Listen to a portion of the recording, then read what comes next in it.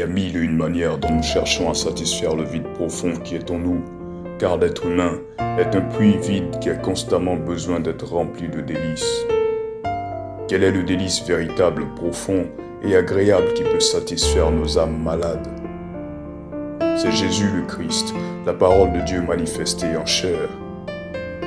Sa parole est une épée qui donne la vie et qui fait mourir. Elle donne la vie aux morts et elle fait mourir les passions de nos chairs qui nous éloignent de la vie. Comme les fruits sortis de la verge d'Aaron, le message qui va suivre est un fruit sorti de la verge de Christ, crucifié sur le bois du calvaire.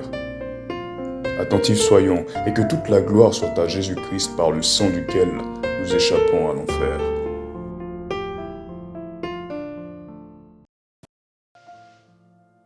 La dernière fois, quand j'avais commencé à parler du paradis, j'expliquais que le paradis, si on considère les Écritures, la parole de Dieu dans son ensemble, n'est pas ce qu'on appelle la maison de Dieu.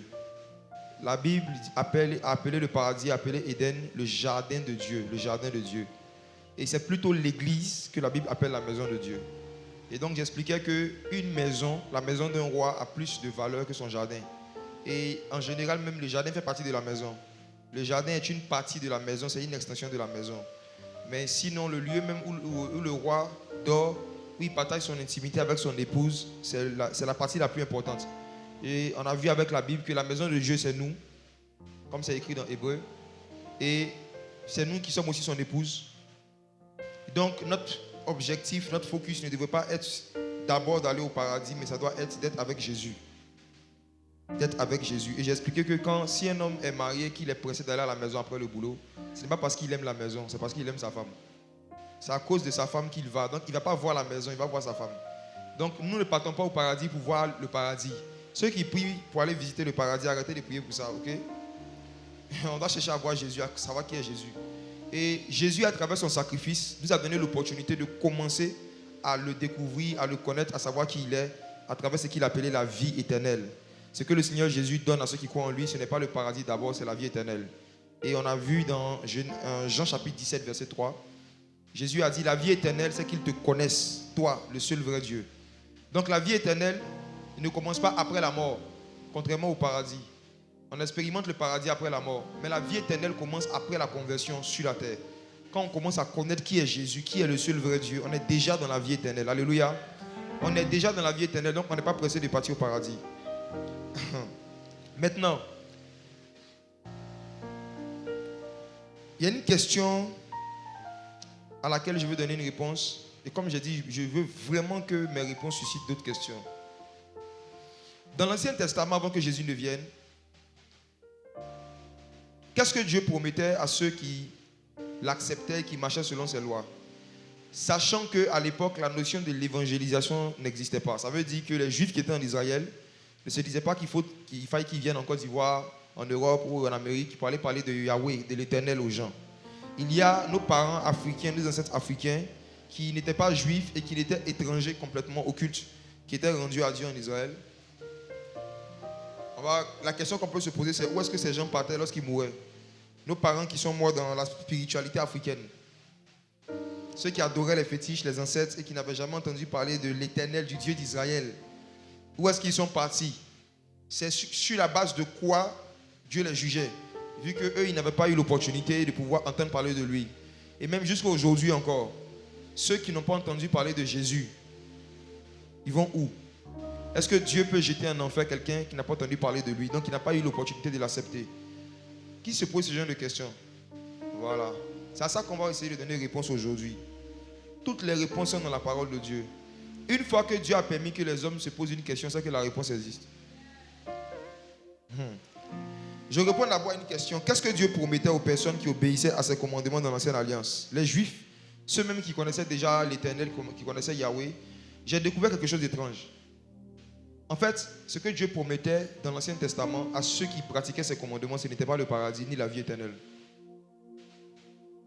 Si vous avez suivi le dimanche passé, j'ai expliqué que le mot paradis n'apparaît même pas dans l'Ancien Testament.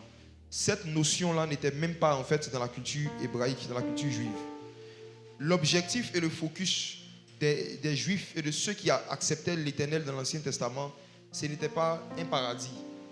C'était autre chose. Et c'est très étonnant. On va lire ça. Dieu leur avait promis quoi en échange de leur obéissance à ses commandements? Deutéronome chapitre 28, la réponse hier. Deutéronome 28 à partir du verset 1. Deutéronome 28, À partir du verset verset 1. 1. Oui. Si tu obéis à la voix de l'Éternel, ton Dieu, en observant et en mettant en pratique tous ces commandements que je te prescris aujourd'hui, l'Éternel, ton Dieu, te donnera la supériorité sur toutes les nations de la terre.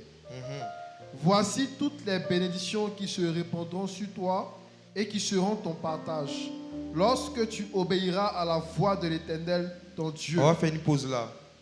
Le Seigneur dit ici que si tu mets en pratique tous mes commandements, je te donnerai la supériorité sur les nations de la terre. Voici les bénédictions qui se répandront sur toi, qui seront ton partage, lorsque tu obéiras à la voix de l'Éternel ton Dieu. En fait, ce que Dieu avait promis dans l'Ancien Testament à ceux qui obéissaient à ses commandements, ce n'était pas le paradis, ce n'était pas la vie éternelle, c'était des bénédictions terrestres et temporaires.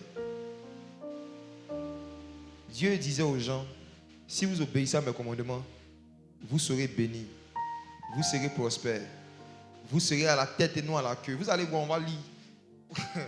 Vous allez voir que le concept des bénédictions sociales, terrestres, financières, c'était la récompense de ceux qui suivaient Dieu sous la loi. Donc, quand quelqu'un décidait de pratiquer la loi de Moïse, ce que Dieu lui donnait en échange, ce n'était pas tu auras la vie éternelle, c'était pas ça, c'était tu auras la supériorité sur les nations. Et puis regardez les bénédictions en question. Verset 3. Tu seras béni dans la ville et tu seras béni dans les champs. Verset 4. Le fruit de tes entrailles, le fruit de ton sol, le fruit de tes troupeaux, les portées de ton gros et de ton menu bétail, toutes ces choses seront bénies. Verset 5. Ta corbeille et ta huche seront bénies. Verset 6. Tu seras béni à ton arrivée et tu seras béni à ton départ. Ça, c'est onction de voyage. Verset 7. L'Éternel te donnera la victoire sur tes ennemis qui s'élèveront contre toi. Ils sortiront contre toi par un seul chemin et ils s'enfuiront devant toi par 7 chemins. Verset 8. L'Éternel ordonnera à la bénédiction d'être avec toi dans tes greniers et dans toutes tes entreprises. Ça veut dire que la bénédiction est une personne, est un esprit qui a des oreilles. On peut lui donner des ordres. Il te bénira dans tout le pays que l'Éternel ton Dieu te donne. Et on dit la bénédiction sera avec toi dans toutes tes entreprises. Donc si tu es un chômeur, si tu n'entreprends rien, tu ne fais rien, la bénédiction te voit, la bénédiction est tournée, la bénédiction te dépasse. Verset 9.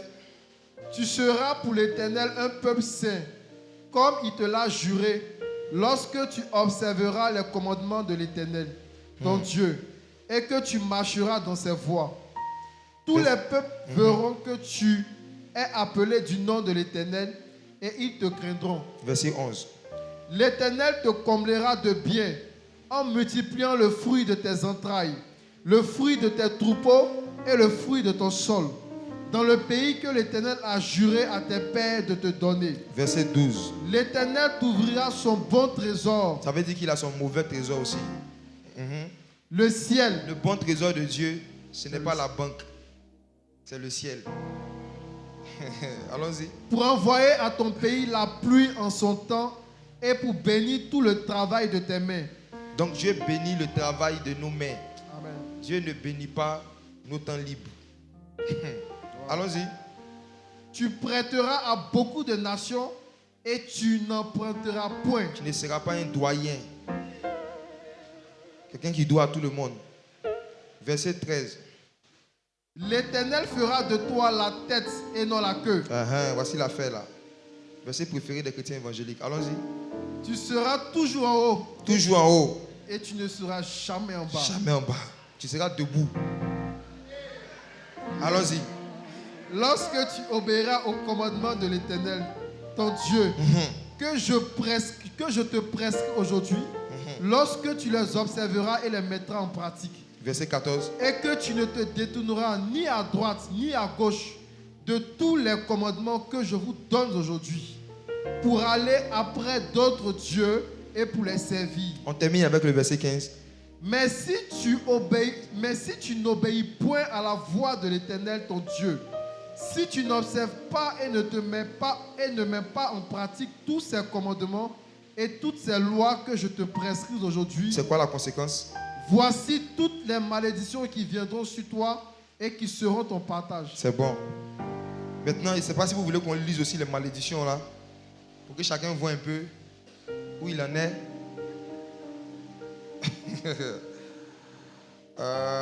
On va lire, on va rigoler un peu. Allons au verset 16.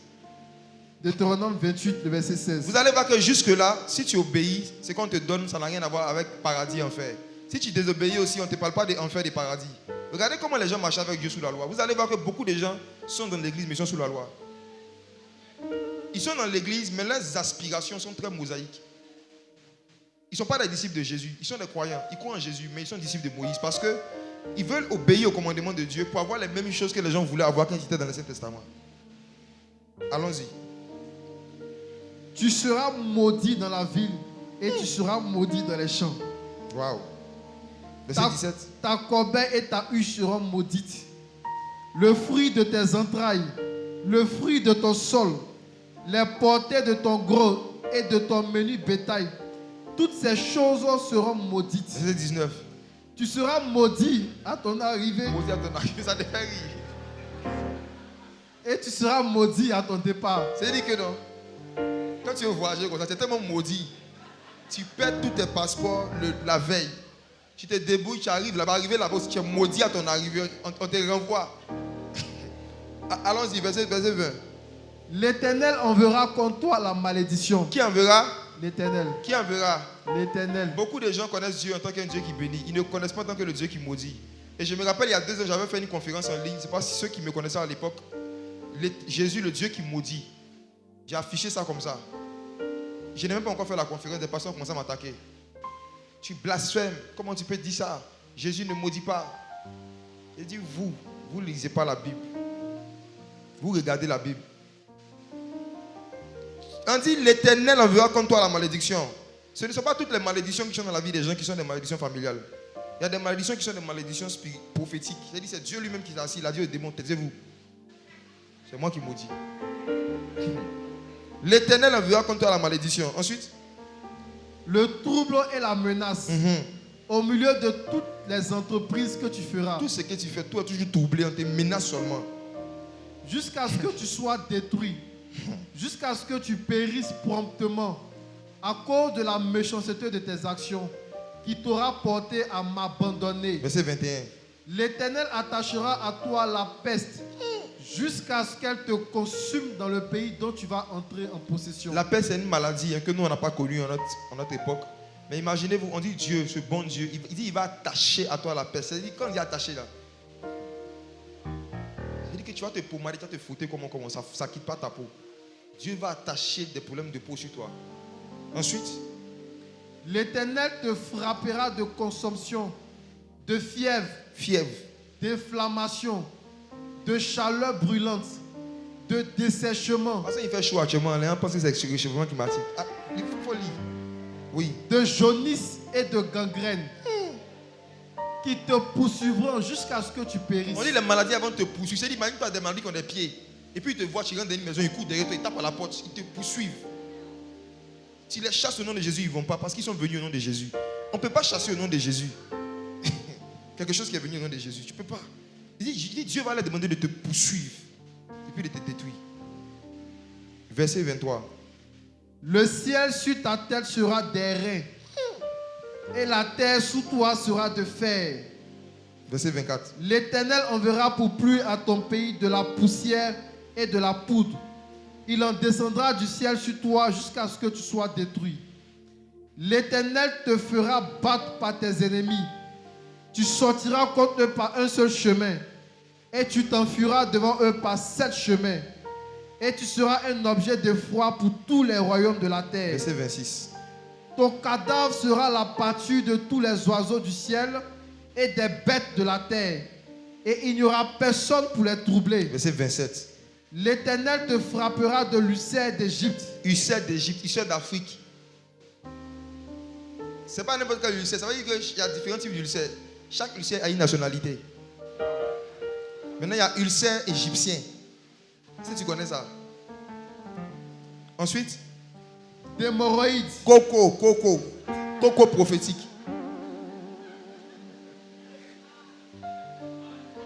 On dit qui va envoyer ça? L'Éternel. Est-ce que vous connaissez Dieu? J'ai dit, imagine-toi, tu es sur la terre et puis tu vis tout ça. Tu n'es pas déjà en enfer. Je vais vous expliquer cette conception d'enfer et de paradis. En fait, l'expérience du paradis ne commence pas après la mort. L'expérience de l'enfer aussi ne commence pas après la mort. Il y a des gens qui ont une vie d'enfer. Ce qu'on est en train de lire là, c'est le quotidien de beaucoup de personnes. Coco les poursuit. Ulcère égyptien les poursuit. C'est-à-dire qu'eux seuls, ils ont toutes les maladies du monde. Ils sont maudits à leur arrivée, maudits à leur départ. Ce qu'on est en train de lire là, il y a des gens qui ne sont même pas encore morts, ils vivent ça déjà. Vous pensez que des gens comme ça, ils devront perdre la langue en enfer? Quand on leur parle de Jésus, ils s'en foutent. Quand on leur dit donne ta vie à Jésus, tu n'iras pas en enfer. Si c'est comme ça que tu prêches l'évangile à quelqu'un qui vit ça déjà, il va dire voilà, Dieu, s'il existe là, regarde tout ce que je vis déjà. Ce n'est pas l'enfer qui est là. Lisons la suite. De gale et de teigne. L'Éternel aussi, hein? Dont tu ne pourras guérir. Dont tu ne pourras guérir. Verset 28. L'Éternel te frappera de délire, Folie. d'aveuglement, Aveuglement. d'égarement d'esprit. Et tu tâtonneras en plein midi, comme l'aveugle dans l'obscurité. Tu n'auras point de succès dans tes entreprises.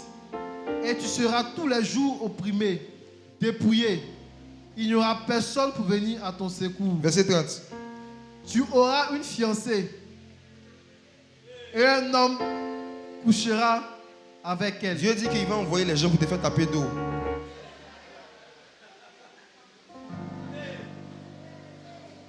Dieu dit que s'il est contre toi là, lui-même il va permettre qu'on te fasse taper, qu'on tape dans ton dos.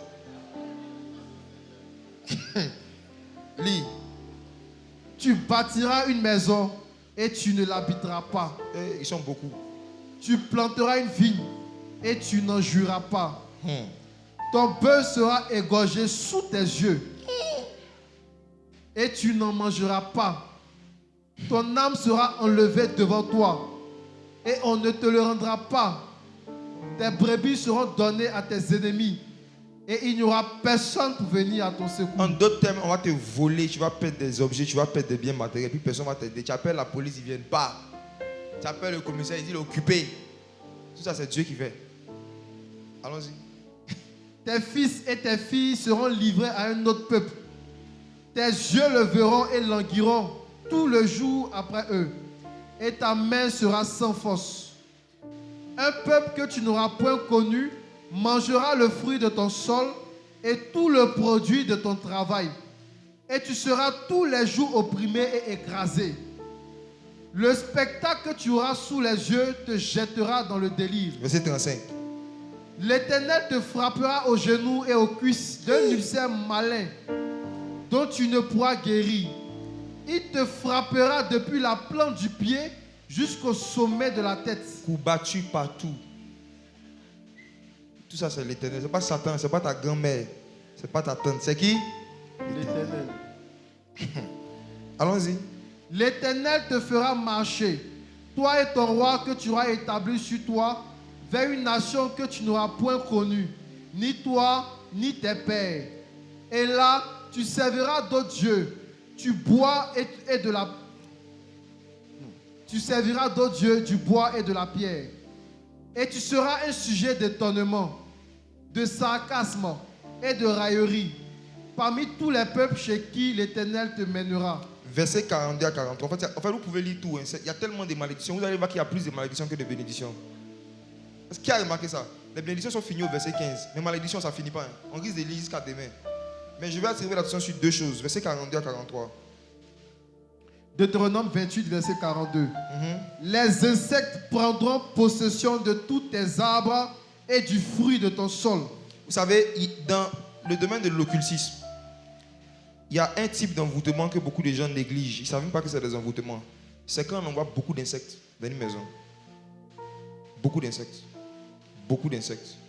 Il y a des insectes partout. Mais normalement, il y a un certain nombre, un volume qu'il ne doit pas avoir dans une maison qui est habitée.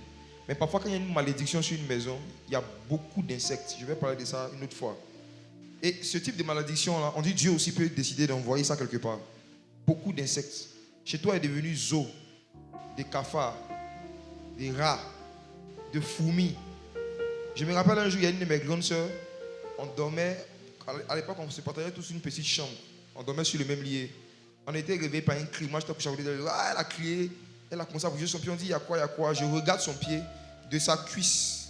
Je ne vais jamais oublier cette image. De sa cuisse jusqu'à ses orteils, on ne pouvait plus voir son pied. Elle était nue, mais on ne voyait plus sa cuisse parce que c'était des fourmis. Des fourmis ont habillé son pied. De sa cuisse jusqu'à son orteil. J'ai dit habillé. C'est-à-dire des milliers de fourmis ont fait comme un pantalon, comme un habit. Et puis il bougeait comme ça sur son pied. Moi-même, j'étais à côté, j'ai commencé à crier. J'ai crié plus que même celle qui était sur le truc. La sorcellerie, il y a des niveaux. Hein.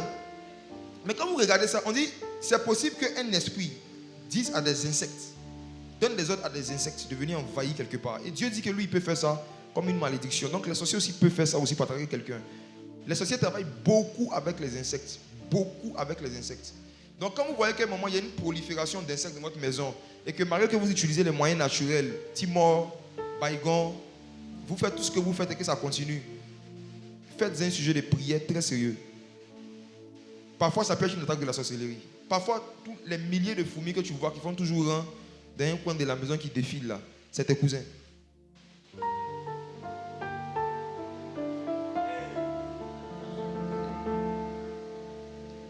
Si vous ne croyez pas en Dieu, croyez au moins au diable.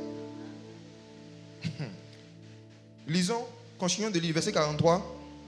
L'étranger qui sera au milieu de toi s'élèvera toujours plus au-dessus de toi, et toi, tu descendras toujours plus bas. Verset 44.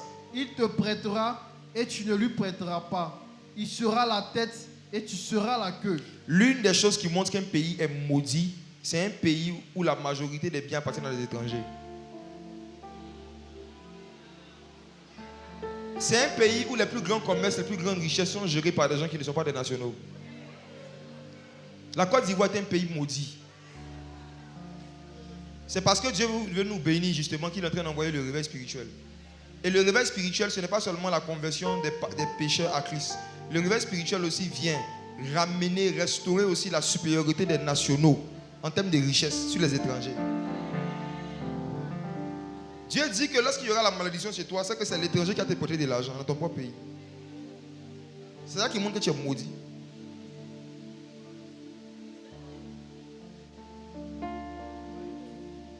L'étranger qui sera au milieu de toi s'élèvera toujours plus haut au-dessus de toi. Et toi, tu descendras toujours plus bas.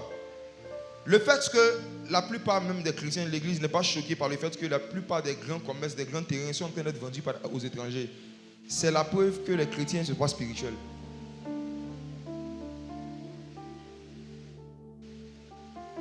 L'une des choses qui va te montrer à toi-même que tu es en train d'être béni, c'est lorsque tu vas commencer à avoir de la supériorité, où tu vas devenir leader dans certains secteurs d'activité où tu exerces en tant que national, où ça ne sera pas des étrangers. Tu vas produire des meilleurs fruits que les étrangers. Ça fait partie du réveil. On va en parler dans quelques temps, par la grâce de Dieu. Le Seigneur termine au verset 45 en disant ceci. Tu peux le lire, on va terminer avec. Toutes ces malédictions viendront sur toi. Elles te poursuivront et seront ton partage jusqu'à ce que tu sois détruit. Parce que tu n'auras pas obéi à la voix de l'Éternel, ton Dieu, parce que tu n'auras pas observé ses commandements et ses lois qui te prescrivent. Donc, dans l'Ancien Testament, si tu n'obéis pas aux commandements de Dieu, c'est quoi ta sanction? Tu as une vie d'enfer sur la terre. On ne te parle pas d'un enfer que tu vas vivre après ta mort. On te parlait d'un enfer que tu vas commencer à vivre sur la terre. Et Dieu te décrit en détail en fait comment ça va se passer. Tu seras torturé dans ta santé, dans tes voyages, dans tes affaires. Donc, en fait, il n'y a rien qui va aller dans ta vie, littéralement. Tu auras une vraie vie d'enfer si tu désobéis au commandement de l'Éternel ton Dieu. Dans l'autre sens, si tu obéis au commandement de l'Éternel ton Dieu, tu vas vivre comme des prémices du paradis. mais sur la terre. Tu seras béni dans tout. Tu es béni pour tout et pour rien. Le Seigneur dit, il te bénit tellement que même il bénit ta corbeille. C'est-à-dire même tes assiettes sont bénies. À la maison, fourchette est bénie. Le couteau est béni. Les verres sont bénis. Il y a des maisons où les ustensiles sont maudits. Ça se cache chaque semaine. Il y a des gens qui ne peuvent pas conserver pendant longtemps dans une maison des ustensiles de valeur. Il y a quelque chose qui fait que quelqu'un va toujours faire quelque chose qui va faire que tout va se gâter. C'est une malédiction. La bénédiction ne vient pas seulement sur les humains. La bénédiction doit venir aussi sur des objets. Et le Seigneur avait donné comme récompense à ceux qui obéissaient à sa parole beaucoup de bénédictions. Maintenant, pour nous qui sommes dans la foi, qui sommes en Jésus aujourd'hui, la question qu'on pourrait se poser, c'est est-ce que toutes ces bénédictions qu'on lit dans Deutéronome chapitre 28, ça nous concerne? Si nous obéissons au commandement de l'Éternel notre Dieu, est-ce que tout ce qu'il a cité là-bas nous concerne? Oui, ça nous concerne. Ça nous concerne. Le Seigneur Jésus a dit qu'il n'est pas venu abolir la loi, mais il est venu quoi? L'accomplir. Et l'apôtre Paul n'a pas manqué de dire que nous sommes bénis de toutes sortes de bénédictions spirituelles dans les lieux célestes. La différence entre nous et eux, c'est que nous, on a toutes ces sortes de bénédictions qu'ils ont citées, mais pour nous, ça y est où? Dans les lieux célestes. Pour eux, ça se manifestait où? Dans les lieux terrestres. Nous, on a ça, mais ça y est dans les lieux célestes. Maintenant, je vais prendre un exemple, une image que vous allez comprendre simplement. Vous voyez? Aujourd'hui, nous, avec les trucs de mobile money et tout ça, supposons que tu es assis ici et que tu n'as pas d'argent sur toi. Mais tu as un compte quelque part, Orange Money, un numéro qui est à la maison, où il y a 200 000 francs par exemple. Si tu es assis ici et que tu as une urgence, peut-être que quelqu'un tombe mal, quelqu'un pique une crise à côté de toi, on dit, on doit aller rapidement à la pharmacie acheter Ventoline ou quelque chose pour aider la personne. On a besoin de 20 000 francs. Est-ce que tu peux aider la personne là? Tu n'as rien sur toi, tes 200 000 francs sont sur un compte Orange Money. Étant ici, il y a un problème. Est-ce que tu peux aider la personne? Est-ce que tu peux aider la personne? Pourtant, tu as les moyens. Ce n'est pas parce que tu as les moyens que tu peux aider quelqu'un. Tu peux aider quelqu'un lorsque tu arrives à rentrer en possession de tes moyens. Si tu as une bénédiction qui est loin de toi, c'est comme si tu es maudit. Le fait que l'argent est loin et qu'il y a un problème là urgent à régler, que tu ne peux pas avoir accès à cet argent, il n'y a pas de différence entre toi et celui qui n'a pas. En fait, tu n'as pas. De la même façon, si tu es sur la terre et que tu es béni dans les lieux célestes, alors que toi tu es dans les lieux terrestres, tu es encore maudit. Si ta bénédiction reste dans les lieux célestes, tu vas aider qui sur la terre? Ces bénédictions qui sont dans les lieux célestes sont censées régler des problèmes ici dans les lieux terrestres. Si tes 200 000 francs sur ton numéro Orange Money sont à la maison et que tu dois régler une urgence d'un malade ici à côté de toi, on doit te faire un quoi? Un transfert. Amen. Il faut que cet argent-là quitte le compte, que ça vienne là et que tu puisses le retirer. C'est pareil dans les choses de Dieu. Jésus, à travers sa mort et sa résurrection, a permis que nous ayons toutes sortes de bénédictions spirituelles dans le lieu céleste. Et c'est ces sortes de bénédictions qui sont décrites ici dans Deutéronome chapitre 28. Si vous méditez sur chaque bénédiction, c'est une bénédiction qui à la base est spirituelle, mais qui peut se manifester physiquement. Il y a un transfert qui doit se faire entre nos bénédictions dans le lieu céleste et puis ce qu'on a dans le lieu terrestre. Nous tous, on est bénis, mais nous tous, on n'est pas autonomes financièrement. Parce que nous tous, on n'a pas encore reçu nos transferts. Ce n'est pas nous tous qui avons eu accès à cette bénédiction qu'on a dans le lieu céleste. Il y a certains qui vivent la vie chrétienne dans l'ignorance totale. Ils peuvent vivre 10 ans de vie chrétienne, 7 ans de vie chrétienne, comme des esclaves. Ils ne savent pas qu'ils sont des princes. Ils ne savent pas qu'ils ont un héritage, ils ont une provision que leur Père céleste a stocké quelque part, mais dans les lieux célestes. Et ils ne savent pas qu'est-ce qu'on fait pour que ces bénédictions qui sont dans les lieux célestes se transfèrent et se transforment en des choses physiques qui peuvent régler des problèmes concrets. Amen. Et je pense que par la grâce de Dieu, dans les jours qui vont suivre, on va expliquer ces choses.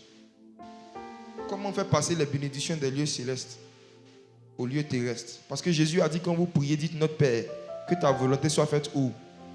Où? Comme au ciel. Donc une volonté de Dieu qui reste au ciel, c'est inutile. Ça doit venir sur la terre. Une bénédiction de Dieu qui reste au ciel, c'est inutile. Ça doit venir où? Sur la terre. Et Dieu a des moyens de transfert. Dieu a Wave, la Mobile Money, la Western Union. Dieu a son... On va parler de ça. Il y a différents moyens de transfert spirituel qui existent. Différents moyens de transfert spirituel. Le Seigneur m'a dit il y a quelques il y a quelques mois avant qu'on fasse le programme du 23 février, le Seigneur m'a dit, chaque fois que je vais te demander de faire une œuvre pour moi, si c'est moi qui t'ai dit de le faire, ne t'inquiète jamais de combien ça coûte. Le Seigneur m'a dit, je n'ai pas de problème d'argent. Si c'est mon œuvre, si c'est quelque chose qui me concerne, il ne faut pas t'inquiéter pour le montant. Je n'ai pas de problème d'argent. Ça a changé quelque chose dans ma tête. Dieu n'a pas de problème d'argent. Si c'est moi-même mon œuvre, moi-même mes besoins, je dois me soucier. Mais si c'est un besoin de Dieu, c'est une œuvre de Dieu. Dieu n'a pas de problème d'argent. C'est nous qui avons des problèmes de transfert. Souvent, tu viens envoyer de l'argent à quelqu'un, puis tu lui demandes, tu as un compte bancaire? Il dit non. Il dit non, il faut envoyer par Orange Money. Est-ce qu'on peut envoyer 50 millions par Orange Money? Le moyen aussi de transfert que tu utilises aussi peut limiter le niveau de bénédiction qui va venir. Et spirituellement parlant, la façon dont vous voulez que Dieu procède pour vous bénir, souvent votre façon de procéder est limitée. C'est pourquoi vous vivez des choses aussi limitées. C'est vous qui limitez ce qui vient dans vos vies, ce n'est pas Dieu. Dieu n'utilise pas l'argent. Qu'est-ce que Dieu utilise l'argent? Quand tu n'utilises pas quelque chose, tu donnes ça facilement. Moi, je peux prendre ce lotus là, donner ça facilement à quelqu'un cadeau. Si tu viens me demander, il te donne. Mais si tu viens te donner mon iPhone, là, il a réfléchi. Pensez, il utilise. Tout ce que quelqu'un n'utilise pas, il lui donne facilement. Dieu n'utilise pas l'onction. C'est pour ça qu'il donne ça facilement. Dieu n'utilise pas le don de guérison. Au ciel, personne n'est malade. Ça ne lui sert à rien d'avoir tant de puissance et puis d'être assis sur un trône. Il n'utilise pas tout ça là-bas. C'est pour la terre. C'est pour régler les problèmes sur la terre. Donc toutes ces bénédictions spirituelles, ces richesses spirituelles, ça ne sert à rien dans le monde spirituel. Les gens n'ont pas besoin de ça. C'est pour la terre. Mais c'est parce que la plupart des croyants ne sont pas en train d'étudier les moyens de transfert. Voici. Nous qui sommes en Christ, une fois que nous sommes sauvés, qu'on a reçu le pardon de nos péchés par le sang de Jésus, on doit sincèrement réfléchir à la suite de notre vie sur la terre. On fait quoi sur la terre? J'ai accepté Jésus, je suis sauvé, j'attends l'enlèvement de l'église. Je vais aller au paradis un jour, ok? En attendant que le temps d'aller au paradis arrive, je fais quoi sur la terre? J'aimerais vraiment que quelqu'un se pose cette question. En attendant, je fais quoi sur la terre? Je vis comment? J'aide qui? Une fois que tu deviens un chrétien, un disciple de Jésus, tu deviens une aide. Parce que la femme, l'épouse, a été créée pour aider. Elle était l'aide. Dieu a dit, il n'est pas bon que l'homme soit seul, je lui ferai une aide. Donc vous allez voir que quand Jésus aussi est venu, il a fait de nous son épouse. Donc il a fait de nous quoi? Une aide. Chacun de nous, on vit pour aider quelqu'un dans un domaine. Il y a une aide qu'on est censé apporter à quelqu'un dans un domaine. Et c'est quand nous sommes en train d'aider des personnes dans un domaine qu'on se sent épanoui. On ne se sent pas épanoui quand on devient riche ou qu'on arrive à réaliser nos projets. On se sent épanoui quand on sent qu'on est en train d'aider. Quand tu sens que tu es en train de faire des choses qui aident les gens, c'est dedans que tu reçois ta satisfaction et ton épanouissement. Donc, si vous voulez être toujours épanoui, être toujours en joie, ne courez pas derrière l'argent, courez derrière les aides. C'est-à-dire, quand vous rencontrez des gens, ou quand vous réfléchissez à ce que vous allez faire de votre argent ou des petites choses que vous avez ou que vous gagnez, pensez à comment est-ce que je peux aider, qui je peux aider. Et en général, c'est quand tu es en train d'aider, c'est là que tes bénédictions spirituelles qui sont dans le lieu céleste commencent à se manifester. Une autre question qu'on peut se poser souvent sur le paradis et l'enfer, c'est vu que le paradis n'était pas... Est-ce que vous savez déjà qu'avant la résurrection de Jésus, le paradis était fermé, ce n'était pas ouvert. Le paradis existait, mais n'était pas ouvert. Le paradis existait, mais aucun homme qui mourait ne partait là-bas. Permettez-moi d'expliquer cela un peu. Dans l'ancienne alliance, avant que Jésus ne vienne, quand un homme mourait, il ne partait pas dans le paradis. Il partait dans un lieu qu'on appelle le séjour des morts. C'est la traduction en français, je vais utiliser cela. Et le séjour des morts en question était divisé en deux parties. Il y a une partie qu'on appelait qu'on appelait le lieu du tourment. Et il y a une autre partie qui était appelée le sein d'Abraham. Le sein d'Abraham n'est pas le paradis et n'était pas le paradis. Avant que Jésus ne soit crucifié, personne n'avait accès au paradis. Et le Seigneur Jésus lui-même l'a dit dans Jean chapitre 3, verset 13. Tu peux lire ça s'il te plaît? Personne n'est monté au ciel.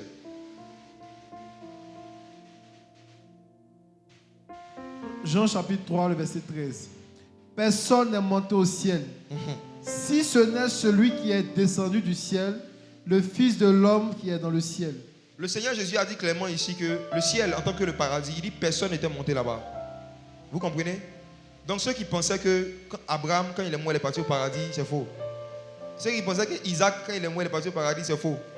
Tous ceux qui mouraient dans l'Ancien Testament, personne n'était monté au ciel. Ils étaient quelque part, qu'on appelle le séjour des morts. Et ceux qui étaient justes partaient d'un lieu qu'on appelle le Saint d'Abraham. Je vais parler de cela en détail. Et ceux qui étaient bizarres, ils partaient dans un lieu qu'on appelait le lieu du tourment. Luc, chapitre 16. L'histoire de Lazare et de l'homme riche.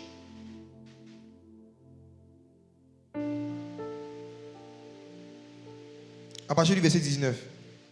Luc 16, verset 19. Oui. Il y avait un homme riche qui était vêtu de pourpre et de fin lin et qui chaque jour menait joyeuse et brillante vie. Un pauvre nommé Lazare était couché à sa porte couvert d'ulcères. Était couché où? À sa porte. Était couché où? Verset 21, ça veut dire qu'il le voyait. Et désirait de se rassasier des miettes qui tombaient de la table du riche, et même les chiens venaient encore lécher ses ulcères. Non seulement ce riche, il voyait ce pauvre là chaque jour, il ne cherchait pas à répondre à ses besoins, mais même les miettes qui tombaient de sa table, il refusait de lui donner. Il préférait donner ça à ses animaux de compagnie. C'est pas nouveau, hein. Ce truc où des gens ne nourrissent pas des orphelins, mais ils nourrissent des caniches là. C'est pas un nouveau concept. C'est un vieux concept des hommes riches, des gens debout. Il y a des gens qui adoptent des chiens, ils leur donnent des cartes d'identité, des passeports, des vaccins, ils font des vaccins du chien et tout. Ils n'adoptent pas des enfants, ils n'adoptent pas des êtres humains. Ils adoptent des animaux, ils leur donnent à manger, ils s'occupent d'eux. Dieu les attend. Dieu les attend. Vous savez, le fait qu'il voyait cet homme qui était à sa porte, ça a beaucoup de sens. Quand Dieu envoie des richesses vers toi, Dieu envoie aussi des pauvres vers toi. Quand Dieu fait rentrer des bénédictions matérielles dans ta vie, il fait rentrer aussi dans ta vie des personnes qui ont besoin d'un peu de tes bénédictions matérielles. Dieu permet qu'ils soient à ta porte, c'est-à-dire qu'ils soient dans un domaine où tu vas voir leurs besoins, tu vas voir leurs problèmes. Et puis Dieu te regarde. Si cet homme était couché à la porte de l'homme riche, ça veut dire que chaque fois que l'homme riche partait au travail, ou qu'il partait faire ses activités, il devait faire quoi? Il devait le sauter. Et bizarrement, le Seigneur Jésus a parlé d'un homme qui descendait de Jérusalem à Jéricho, qui a été rencontré par des brigands. Cet homme a été frappé et il dit qu'il y a un sacrificateur qui passait. Il a vu l'homme là qui était blessé. Mais qu'est-ce qu'il a fait? Il a sauté. Et puis il a continué sa vie. Il partait au culte. Il a sauté. Et puis il est parti au culte. Le mot qui a été utilisé par le Seigneur Jésus, c'est « il passa outre ». Dans l'histoire du bon samaritain, on dit des hommes riches, les sacrificateurs étaient des gens riches à l'époque. Ils voient quelqu'un qui a un problème. Et on dit « il passa outre ». Il voit quelqu'un qui a un besoin, qui est blessé. Il peut l'aider. Mais qu'est-ce qu'il fait? Il passe outre. Et pour aller encore plus profond, pourquoi Jésus a utilisé le mot « passer outre » ? Souvenez-vous que dans Exode chapitre 12, au temps de Moïse, le Seigneur avait dit que la mort allait passer et allait frapper tous les premiers-nés des Égyptiens. Mais le Seigneur dit qu'il fallait prendre le sang d'un agneau, mettre sur le linteau des portes. Et quand la mort allait voir le sang, qu'est-ce que la mort allait faire? La mort allait passer outre. La Pâque. Pour ceux qui ne savent pas, Pâque, ça signifie pas, c'est pas Pâque qui nous Pâque, ça veut dire passer outre. Pâque signifie passer outre. Donc qu'est-ce que le Seigneur est en train de dire? Le Seigneur dit qu'il y a deux Pâques. Il y a deux Pâques. Il y a la Pâque de Dieu et puis il y a la Pâque des méchants. La Pâque des méchants, c'est de voir un problème et puis de passer outre. En fait, chaque fois que tu vois un besoin auquel tu as les moyens de répondre, mais que tu décides de fermer tes yeux dessus et de ne pas répondre par égoïsme ou par méchanceté, tu te comportes comme un esprit de mort. Parce que c'est la mort qui passe outre.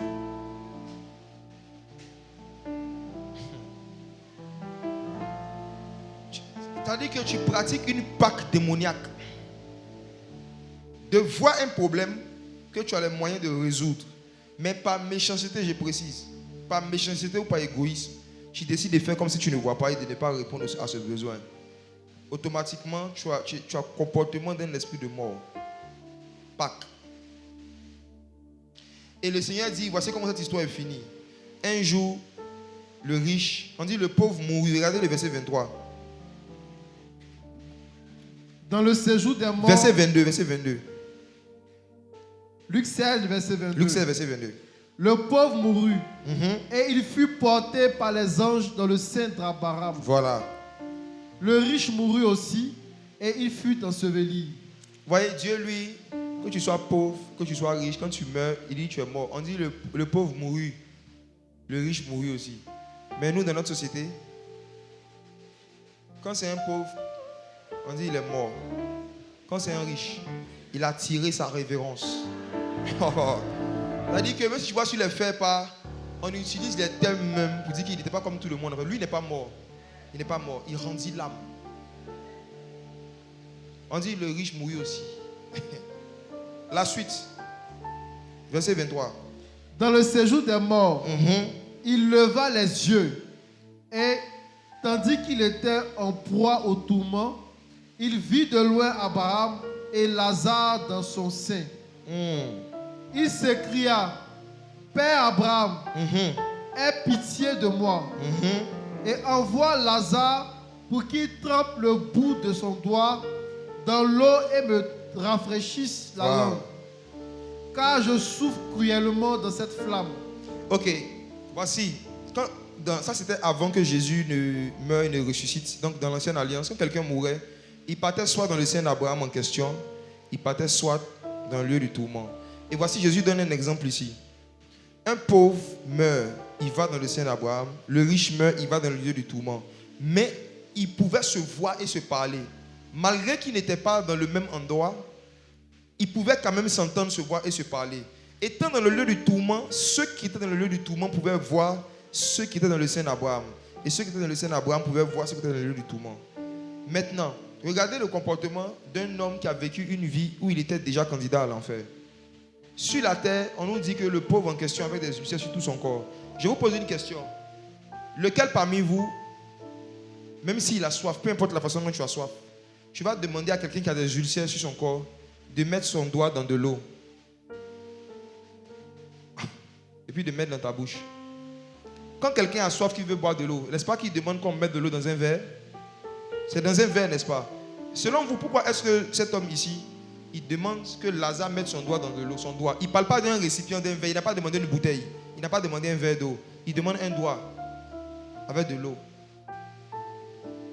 L'une des choses qui manque en enfer, dans le lieu du tourment, c'est l'eau. C'est l'eau. C'est l'eau. La première chose qui manque, c'est l'eau. Et c'est à la fois l'eau physique et l'eau spirituelle. Dans une église où il n'y a pas l'eau de la parole de Dieu, c'est une église d'enfer. Dans un ministère où on ne met pas l'accent sur l'enseignement, c'est l'enfer. Partout où l'eau manque, partout où l'enseignement manque, l'enfer ne manquera pas. Quelqu'un qui vit une vie chrétienne où il n'est pas en contact avec l'eau qui est la parole de Dieu, il est déjà dans une vie d'enfer. Il va juste après sa mort aller continuer où il a toujours été, un endroit sans eau. S'éloigner de la parole de Dieu, c'est se rapprocher de l'enfer. Fermer sa Bible régulièrement, c'est se rapprocher de l'enfer. Deuxièmement, il n'y avait pas d'eau physique. Et vous savez, l'un des drames que nous avons en Afrique aujourd'hui, c'est qu'il y a encore des villages, il y a encore des endroits où il n'y a pas d'eau. On ne se rend pas compte, mais je vous assure, c'est grave. Il y a encore des endroits où il n'y a pas d'eau potable. Jusqu'à aujourd'hui. Et je ne vais pas me permettre, parce qu'on me dit maintenant ils sont là. On dit ils sont là. On dit qu'on fait le rythme, maintenant ils sont là. De dire certaines choses. Mais je vais te dire quand même quelque chose.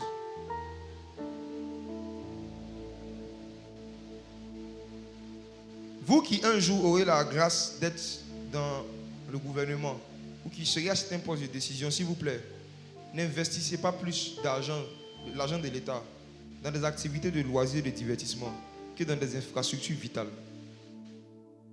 Ne mettez pas plus d'argent dans des stades que dans des forages et dans des endroits où on peut mettre de l'eau, où on va mettre de l'eau pour que les gens boivent. Les gens qui vivent sans eau vivent une vie d'enfer. Il y a certains même parmi vous, on coupe l'eau juste pendant 1 heure. Vous avez vu comment vous paniquez. Imaginez-vous, les gens, c'est leur quotidien. Imaginez-vous des personnes, c'est leur quotidien. Voici pourquoi dans le réveil spirituel, tout le monde n'est pas appelé à prêcher. Il y a certains ici, votre appel va être appelé à aller envoyer de l'eau dans des villages où il n'y a pas de l'eau. Pour améliorer un peu les conditions de vie des gens. Vous êtes emmenés à aller dans des endroits pour emmener des écoles où il n'y a pas d'école. Pour ouvrir des hôpitaux où il n'y a pas d'hôpital. La raison pour laquelle l'homme riche demande que Lazare mette son doigt dans de l'eau, c'est la première chose parce que Lazare n'avait plus d'ulcère. Il avait un nouveau corps. Et son corps devait être tellement beau, tellement transparent que ça donnait envie de le laper. Tous ceux qui meurent dans la foi en Dieu reçoivent un nouveau corps. Et ce nouveau corps-là donne envie à ceux qui sont en enfer de laper même leurs doigts. Cet homme riche qui évitait le pauvre, il se retrouve dans le monde spirituel. Il dit pardon, dis-lui de mettre son doigt dans de l'eau. Je vais le laper. Lazare était lapable après sa mort. Parce que Dieu lui avait donné un corps glorieux. Le corps que tu as actuellement, ça n'a rien à voir avec le corps que tu auras si tu meurs en Christ. Personne ne va te reconnaître. Quand on va mourir, on sera obligé de se représenter. Parce que le visage que tu as, le teint que tu as, la taille que tu as, ce n'est pas comme ça que tu seras. Il y en a, ils sont courts ici, mais dans le monde spirituel. Après la mort, Goliath sera étonné. C'est les 3 mètres, les 4 mètres. Il n'y aura ni noir ni blanc. Nos teints seront transparents. Ça veut dire qu'on sera... En fait, les races vont disparaître. Il n'y aura pas de métis, de blanc, de jaune, de clair. Il n'y aura pas ça. On sera comme les anges. Ça veut dire que tu regardes quelqu'un, tu as l'impression que tu es en train de voir un verre avec des dessins dessus. Et puis quand je le regarde, je dis, toi, j'ai l'impression qu'on se connaît. Puis il va dire, oui, c'est Xavier. Oh. Deuxième raison pour laquelle cet homme était en enfer a demandé à Abraham de dire à Lazare de mettre son doigt dans de l'eau. C'est parce qu'il était impoli sur la terre. Il était impoli. Il avait l'habitude de traiter Lazare comme son bon petit. Et même ils arrivent encore là-bas. Pourquoi il ne demande pas à Abraham de lui apporter de l'eau?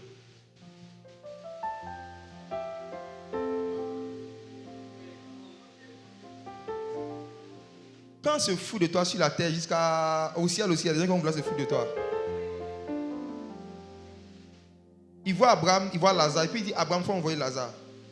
Donc Abraham nous rappelle que non, ici il a changé de métier, il n'est plus couché.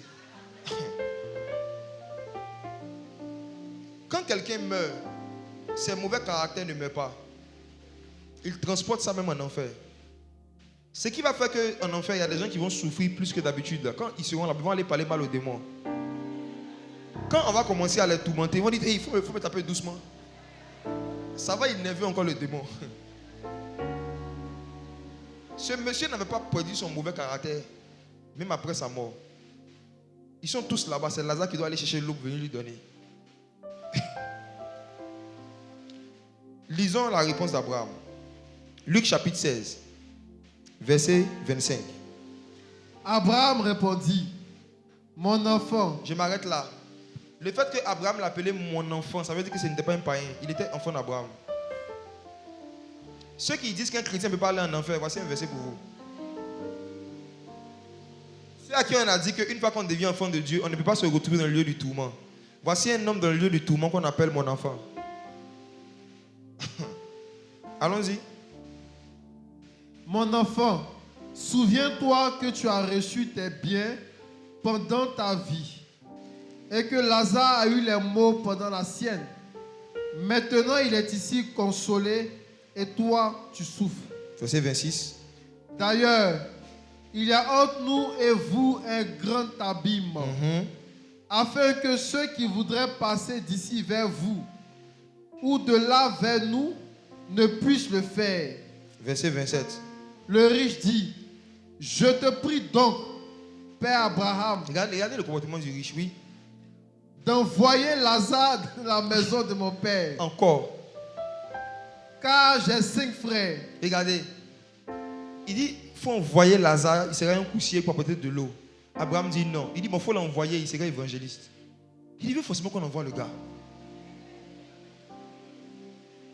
Il dit, il a 5 frères. Et au verset 28, car j'ai 5 frères. C'est pour qu'ils leur attestent ces choses, qu'ils ne viennent pas aussi dans ce lieu de tourment. Il dit à Abraham de ressusciter Lazare pour que Lazare parte parler à ses 5 frères, pour leur dire qu'ils n'ont qu'à changer de vie, pour ne pas qu'eux aussi viennent dans le lieu de tourment. Il faut se poser une question. Pourquoi il ne demande pas à Abraham lui-même de ressusciter directement et puis de partir leur parler? Il respectait Abraham même au ciel. Au ciel, il respectait Abraham. Et malheureusement, les riches ont un défaut. Ils ne respectent que les gens riches. Ils ne respectent que les gens parfois qui sont plus riches que beaucoup parmi eux. Et cet homme-là, il respectait Abraham parce qu'Abraham était plus riche que lui. Abraham a été l'un des hommes les plus riches de la terre. Donc même le riche le plus impoli de l'enfer les respectait. Maintenant, Abraham lui dit, tu sais, Lazare ici, il ne sert pas de l'eau. Et puis Lazare aussi n'est pas évangéliste. Et puis Abraham donne un élément de discernement sur ceux qui ont l'habitude de faire des vidéos pour dire qu'ils sont partis au paradis. Ils sont allés en enfer, ils ont vu tout et puis ils sont venus nous dire là. Regardez ce qu'Abraham dit. Ils ont Moïse et les prophètes qui les écoutent. Verset 30. Et il dit, non, Père Abraham. Il insiste. Mais si quelqu'un des morts va vers eux, ils se repentiront. C'est cet homme-là qui a envoyé la pensée de il faut que quelqu'un meure, que la personne parte au ciel pour revenir sur la terre. C'est là que ça va pousser les gens à se repentir. On a besoin d'un gars qui est ressuscité des morts, un gars qui a visité le paradis et l'enfer. C'est lui qui peut bien nous envoyer à la repentance. Verset 31, la réponse d'Abraham. Abraham lui dit, s'ils n'écoutent pas Moïse et les prophètes, ils ne se laisseront pas persuader quand même quelqu'un des morts ressusciterait. Amen. Amen. Vous qui pensez que c'est quand vous allez envoyer les vidéos de quelqu'un qui a visité le paradis et l'enfer aux gens, c'est là que les gens vont se repentir. Abraham vous a répondu ici. Abraham dit que même si quelqu'un est ressuscité des morts, ce n'est pas le problème. Il ne faut pas changer. Si quelqu'un n'a pas écouté Moïse et les prophètes, si on prêche l'évangile à quelqu'un en utilisant l'Ancien Testament, que la personne ne veut pas écouter, ce n'est pas le témoignage de quelqu'un qui est mort et qui est ressuscité au paradis qu'ils vont écouter. Ne pensez pas que les témoignages des gens qui ont visité l'enfer ont plus de puissance que le témoignage que Moïse et les prophètes ont rendu de Jésus. Ne pensez pas qu'un message qui est tiré de la Bible, de l'Ancien Testament pour parler de Jésus, est moins puissant qu'un témoignage de quelqu'un qui a fait 7 jours en enfer. Il a vu Michael Jackson, il a vu Doug Saga.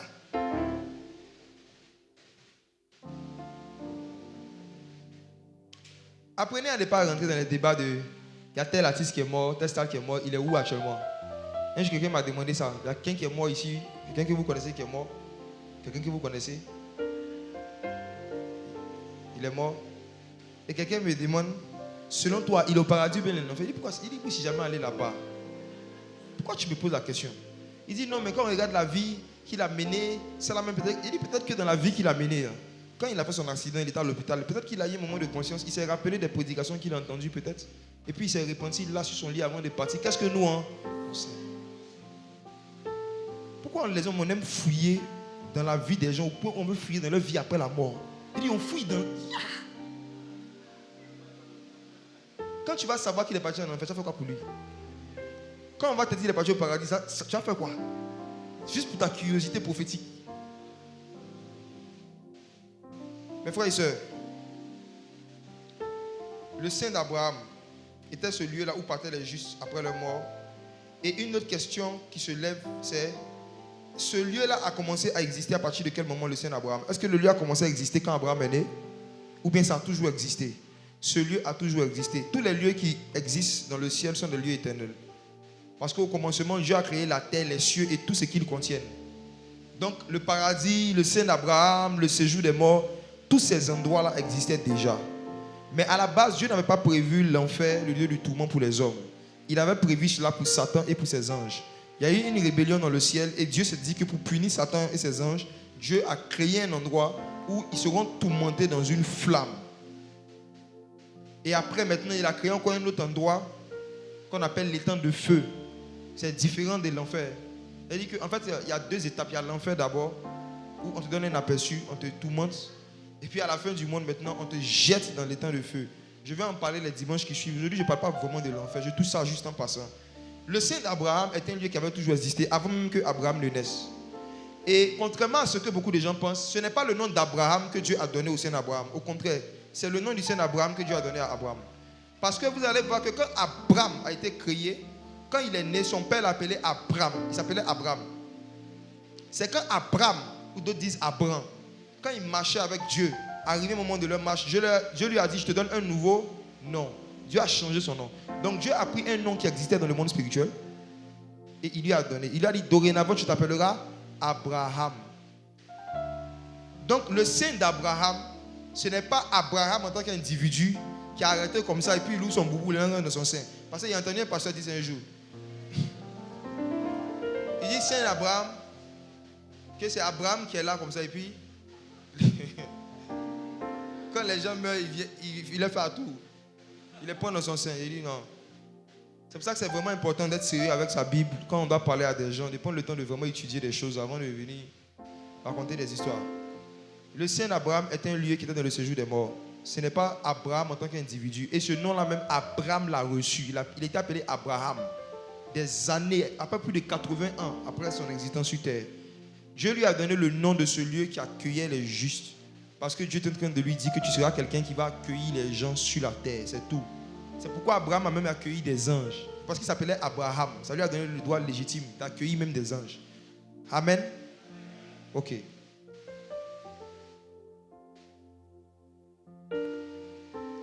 On avance un peu encore. On va lire. Pour ceux qui veulent vérifier le fait que le paradis était fermé, vous pourrez lire Hébreux chapitre 9, verset 1 à 8. Je donne la référence, j'avance. Hébreux chapitre 9, verset 1 à 8. Éphésiens 4, verset 8 à 11. Hébreux 9, 1 à 8. Éphésiens 4, verset 8 à 11. Parce qu'on va avoir un temps de questions-réponses tout à l'heure. Une question qui revient aussi souvent, c'est l'histoire du paradis. Ça, je pense que c'est la partie qui va vous intéresser le plus. Quel est le sort de ceux qui ne croient pas en l'existence d'une vie après la mort? Je commence par ça. Les athées. Il y a des gens qui disent qu'ils ne croient pas que Dieu existe et qu'ils ne croient pas qu'après la vie sur terre, il y a une autre vie. S'ils meurent comme ça, ils vont où? Sur quoi Dieu va les juger? Vu que beaucoup, même parmi eux, n'ont même pas voulu écouter l'évangile. J'ai une bonne nouvelle à vous annoncer. Si vous avez des amis athées ou bien des connaissances, des collègues qui disent qu'ils ne croient pas en Dieu, cette vérité va vous aider à ne même pas perdre votre temps avec eux. Ecclésiaste chapitre 3, verset 11. Le diable est le père du mensonge. Ecclésiaste chapitre 3, verset 11. Il fait toutes choses bonnes en son temps. Même il a mis dans leur cœur la pensée de l'éternité. Bien que l'homme ne puisse pas saisir l'œuvre que Dieu fait du commencement jusqu'à la fin. La Bible dit que Dieu a mis dans le cœur de chaque homme la pensée de l'éternité. Vous savez ce que ça veut dire? En chaque être humain. Dieu a créé chaque être humain avec en lui-même cette question de où irai-je après ma mort? Il n'y a aucun être humain qui ne s'est jamais posé cette question. Je suis sûr que même nos enfants là, de 5 ans, 4 ans, souvent quand les voix sont assis, ils sont comme quoi. Je suis sûr. Ils se demandent si il finit de jouer dans le sable ici et puis voiture me cogne. Il est parti où? Il n'y a personne qui est sur la terre qui ne s'est jamais posé cette question. La Bible dit que Dieu a mis en chaque homme la pensée de l'éternité. Nous-mêmes sur la terre, lorsqu'on crée des appareils, quand quelqu'un crée un téléphone, il met un logo dessus. Quand quelqu'un crée un habit, il met sa marque dessus. Quand Dieu a créé l'homme, Dieu a mis sa marque sur l'homme. C'est la pensée de l'éternité. La pensée de l'éternité, c'est la griffe de Dieu. C'est la marque de Dieu. Une fois que quelqu'un était créé par Dieu, Dieu met à l'intérieur de son cœur un jour de se demander, après la vie sur terre, est-ce qu'il n'y a pas une autre vie? Il n'y a personne qui ne pense pas à l'éternité. Donc quand ils disent, moi je ne crois pas en Dieu, le paradis, l'enfer n'existe pas, ils mentent. Ils veulent faire un déni en fait. Ils veulent nier la pensée de l'éternité qui est en eux. Ils savent qu'il y a une vie après la mort. Ils le savent. La preuve, c'est eux qui ont inventé ce qu'on appelle le recyclage. Ils savent que tout ce qui meurt, ça répond vie. Pourquoi ils vous disent de ne pas jeter les déchets? Ils utilisent ça pour faire quoi? De l'électricité. Ils savent que ce qui est mort, là, on peut prendre ça pour produire une nouvelle vie. Ils savent. Ils savent qu'en fait, dans le fond, rien ne se perd. Tout se transforme. C'est eux-mêmes qui ont dit ça. Donc, vous pensez que ceux qui ont dit ça, ils pensent qu'ils vont se perdre. C'est pour ça, finalement, certains parmi eux ont dit, en fait, finalement, quand on meurt, pense qu'on se transforme en chat. On se transforme en plante. Il y en a qui se transforment en arbre. Ils savent à l'intérieur d'eux que en fait, tout le monde a été créé pour vivre dans l'éternité. Tu ne seras jamais un jour dans un néant où c'est comme si tu ne penses plus, tu n'existes plus, ce n'est pas possible. Soit tu seras dans le feu éternel, soit tu seras dans la vie éternelle. Dans les deux cas, tu seras éternel. Dieu a mis en chaque homme la pensée de l'éternité. Pourquoi est-ce que beaucoup d'humains sont arrivés à un niveau où ils vivent et ils parlent comme s'il n'y a pas d'éternité, il n'y a pas de vie après la mort? La réponse est dans Romains chapitre 1, verset 28. Comment on arrive à ce point-là, où on nie l'existence de Dieu, on nie l'existence d'une vie après la mort? Romains 1, verset 28. Comme ils ne se sont pas souciés de connaître Dieu, Oui. Dieu les a livrés à leur sens réprouvé pour commettre des choses indignes. Étant remplis de toute espèce Non, de... c'est bon. Comme ils ne se sont pas souciés de connaître Dieu. Comme ils ne se sont pas souciés de connaître Dieu. Un homme peut décider volontairement de vivre sans se soucier de connaître Dieu. À l'intérieur de lui, il sait qu'il y a un Dieu quelque part qui existe. Mais lui, il décide de ne pas le connaître. C'est à cause de cela que Dieu va les jeter en enfer.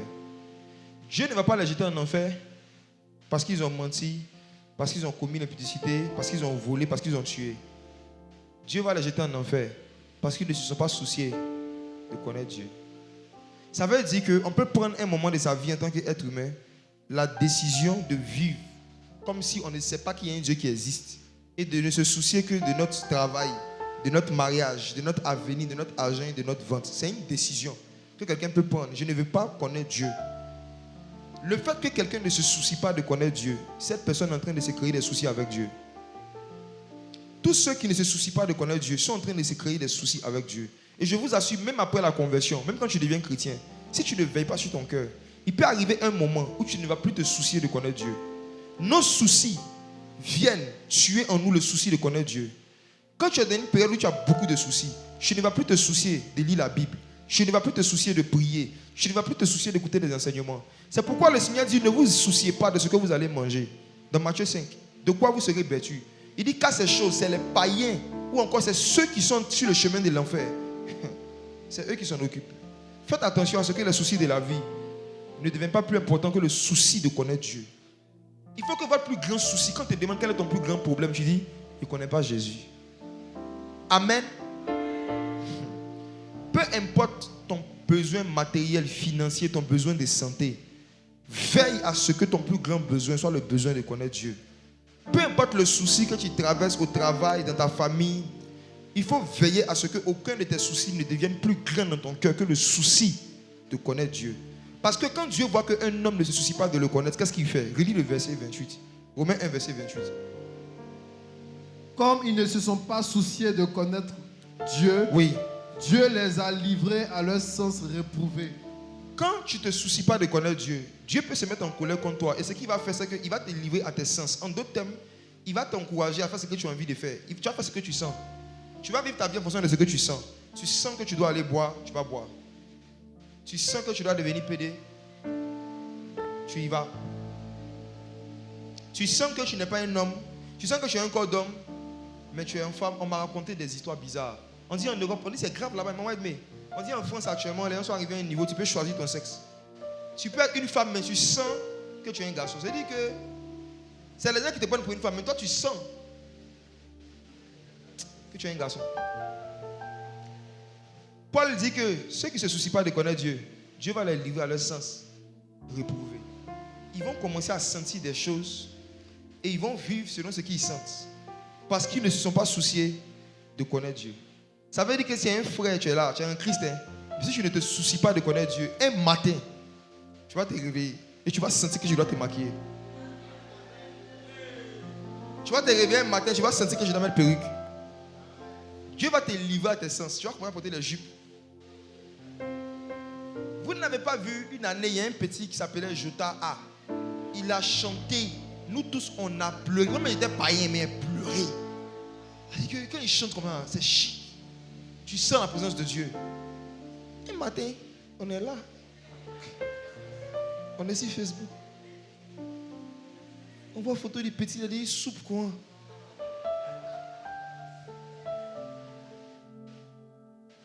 Il dit, il sent qu'il a une soeur. Et puis il est devenu pédé, un vrai pédé. C'est-à-dire que ce n'est pas juste homosexualité, il s'est transformé en femme, il est devenu travesti.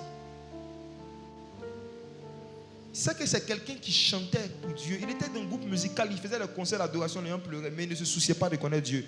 Vous les gens qui n'avez pas de vie de méditation, un matin,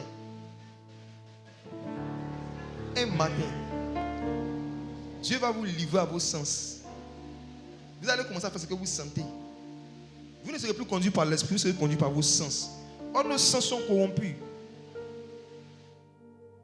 Vous pensez que c'est un hasard si en français, ce qui vient des sens, on appelle ça sentiment. Sentiment. Ce que tu sens te ment. Le sentiment, c'est un sens qui te ment. Tu es un garçon, le sens te dit que tu es une femme. Tu es quelqu'un de calme. Mais tes sens te disent que non, tu es nerveux, tu dois l'insulter. Tu ne dois pas te laisser marcher sur les pieds. Tu n'es pas comme ça. Ce que tu sens te ment. Tu regardes quelqu'un, un frère, une amie que tu as toujours aimé, un frère, une soeur. Et puis parce que la personne t'a blessé, à cause des frustrations, tu sens que tu la détestes. Ce que tu sens te ment, tu l'aimes. Les sentiments sont des menteurs. Et c'est une grâce de Dieu de ne pas être conduit par ces sentiments. C'est quand tu te soucies de connaître Dieu, que Dieu se soucie de te saigner des choses qui vont faire que tu ne vas pas vivre en fonction de tes sentiments.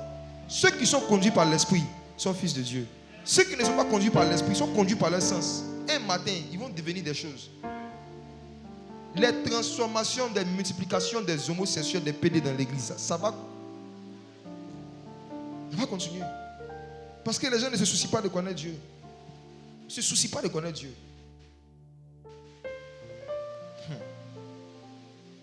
On m'a montré la vidéo d'une jeune fille, une influenceuse. Elle allait se faire opérer pour mettre un visage de cheval. Qui a vu ça? Voilà, quelques-uns, vous avez vu. En fait, au début, je croyais que c'était une blague. J'ai dit femme cheval. Tu la vois, elle a une corps de femme, un visage de cheval.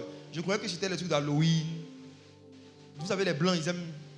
Ils aiment s'amuser. Je crois que c'était encore un amusement des petits blancs. Non, elle était sérieuse. Elle faisait ses vidéos, les gens la regardaient, la suivaient par milliers.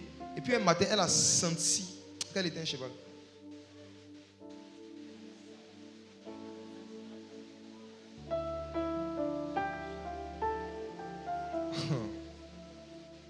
Quand tu ne te soucies pas de connaître Dieu, il y a des nouveaux soucis qui vont commencer à venir dans ta vie. Il y a des sens. Tu vas commencer à sentir des choses.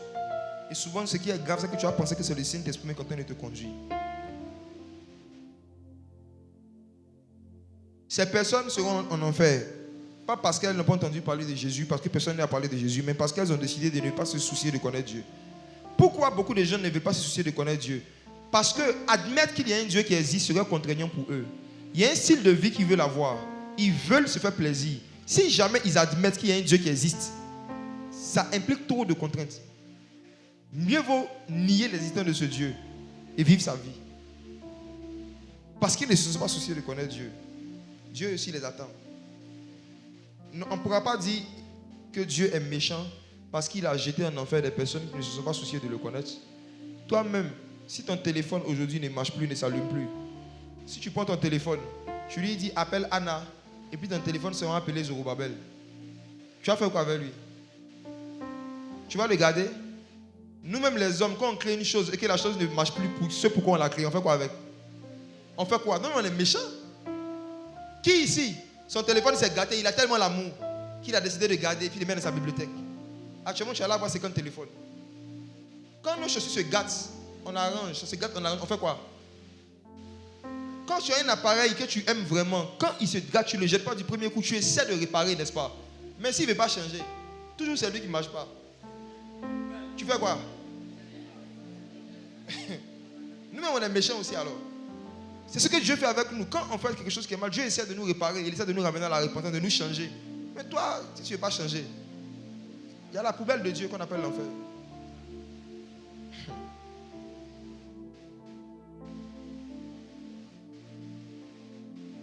Dernière question à laquelle je vais répondre et je vais vous laisser la parole, ceux qui veulent poser des questions sur des sujets qui tournent autour du paradis et l'enfer.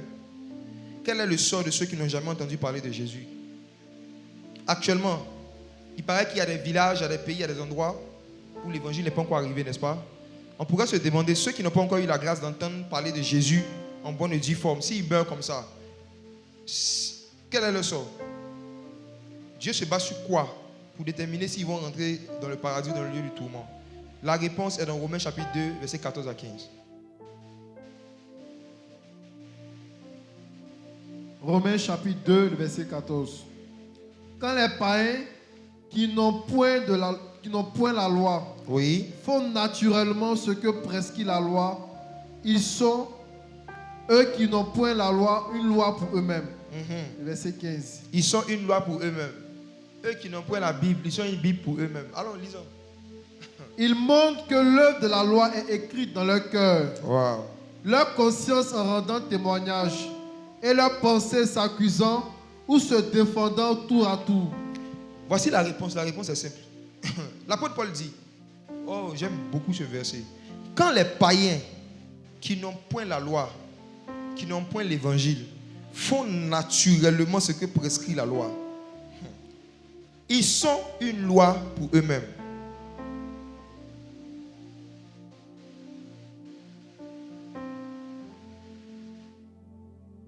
Pour faire simple, Dieu encore dans sa sagesse, il a mis à l'intérieur de chaque homme la notion du bien et du mal. Même s'il n'a jamais entendu parler de Jésus, Dieu a donné à l'homme ce qu'on appelle la conscience. La conscience là, c'est la petite sœur du Saint-Esprit. La conscience, c'est la petite sœur du Saint-Esprit. Avant que le Saint-Esprit ne vienne dans la vie de quelqu'un, il y a quelque chose que Dieu a mis en chaque personne pour que ces personnes-là aient une loi, aient des règles sur lesquelles les personnes vont marcher avant que le Saint-Esprit ne vienne, avant qu'ils entendent l'évangile. La conscience. La conscience.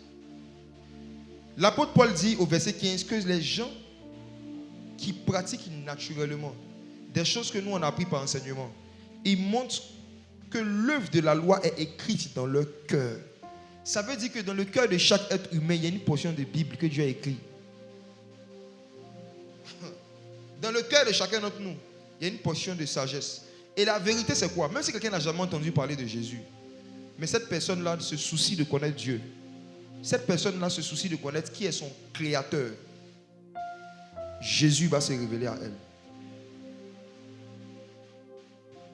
Si quelqu'un se soucie de connaître Dieu, Dieu va lui montrer le chemin qui mène à lui.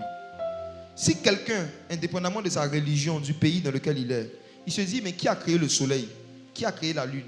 Je veux le connaître. Si quelqu'un a dans son cœur le souci de connaître Dieu, ce Dieu-là va lui montrer le chemin. Et Jésus a dit, je suis le chemin. C'est pourquoi vous allez entendre beaucoup de témoignages de conversion des gens qui étaient dans des villages reculés. Jésus leur a apparu.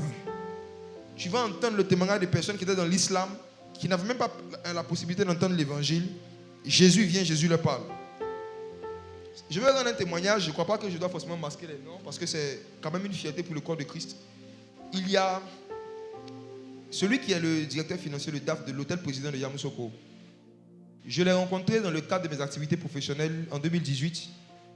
Et je ne savais pas qu'il était chrétien. On avait gardé le contact et il y a quelques temps, je crois qu'il y a 2 ans, je vendais des articles sur Internet, il a vu et il m'a contacté pour commander avec moi. Je vendais des auvents de fenêtres. C'est des choses qu'on met devant les fenêtres pour que quand il pleut, l'eau ne rentre pas. Je vendais ça un moment pour quelqu'un. Et je suis allé livrer ça, je suis allé installer ça dans une maison qui lui appartenait à Abidjan. Et je croyais que c'était sa propre maison qu'il était en train de préparer pour aménager. C'était l'année surpassée.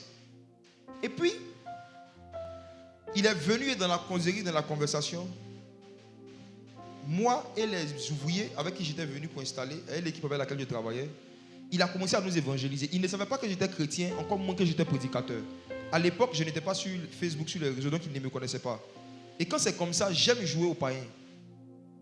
Oui. Quand quelqu'un m'évangélise, même les gars de la rue qui t'approchent, bonjour frère, je veux te parler de Jésus, je dis vas-y. Moi-même, il y a longtemps, je le cherche. Donc j'ai joué aux païens. Il nous a dit, on était 5. Tous mes ouvriers, bizarrement, étaient musulmans. Il a dit, vous connaissez Jésus? Ils ont dit, on entend parler. Il a dit, est-ce que vous êtes chrétien? Ils ont dit non. Et puis il m'a demandé, et toi? Je dis, de temps en temps. Je voulais le laisser parler en fait. Donc, il a commencé à nous évangéliser. Il m'expliquait qu'il était musulman, qu'il faisait ses prières. Il était dans sa vie normale et tout. Et un jour, après avoir fait sa prière sur sa natte, il va dormir, il fait un songe. Dans le songe, on lui donne un verset de la Bible. Et on lui dit qui doit lire. Il se lève, il lit le verset. Son cœur commence à battre pour Jésus. Au fur et à mesure qu'il lit, il sent que c'est la vérité. Il sent que c'est ce qu'il cherchait depuis longtemps. Et c'est comme ça qu'il a pris la décision de quitter l'islam. Et il s'est converti aujourd'hui. Il est en Christ. Par un songe. Et je vous dis que dans le milieu musulman, les témoignages comme ça sont légion. Ma propre mère était musulmane. Ce n'est pas une expérience similaire qu'elle s'est convertie. Je peux vous donner des témoignages comme ça par centaines.